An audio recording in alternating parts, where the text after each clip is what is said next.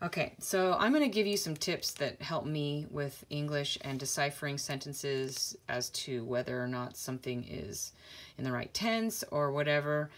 Because it'll help you to understand how a sentence should be if it's written correctly. Is it are, or is it is, or is it who, or is it whom? So the very first thing that I think is very useful, and I have to thank my 8th grade teacher for, is to memorize your prepositions. Or at least know what a preposition is. I mean, you don't have to memorize all of them because there's a lot of them, like aboard, about, above, after, against, along, amid, among, around, at, down, during, except for, in, into, like, near, of, off, on, over. In fact, she made us, we had a whole list of them, and she made us draw little squares for each one, and we had to draw what was happening in the square. So, over the hill. So, like this, I don't know if you know this song, over the river and through the woods, to grandmother's house we go. Okay, so over the river is a prepositional phrase. Through the woods is a prepositional phrase. To grandmother's house. Those are all prepositional phrases.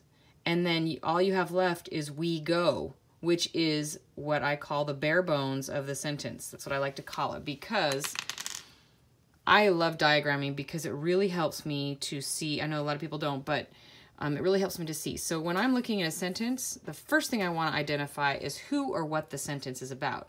And that's what we call the subject. And the subject is usually, not all the time, beginning of the sentence. Sometimes it's in the middle of the sentence, but if you can identify prepositions and other weird phrases, you'll be able to figure out who the subject is, who or what the sentence is about. And then the next part, we call this whole part, anything after the subject is what we call the predicate. Okay, and the predicate actually comes from a Latin word that means to preach. So basically this is the preaching going on, the rest of the sentence. Who or what it's about, and then the preaching. And it's always the verb and its modifiers, everything after. And most of the time you'll find prepositions in the verb sometimes. Sometimes you'll find them in the subject. But, so the next thing, so for example, let me just write a sentence. The boy is running. Okay. So if I look at this sentence, I'm going to ask myself, well, who or what is the sentence about? Well, it's about boy. Now, the is just what we call an article. So the or an or a boy is running. Would be an article too. So the, an, or are all articles that come before nouns.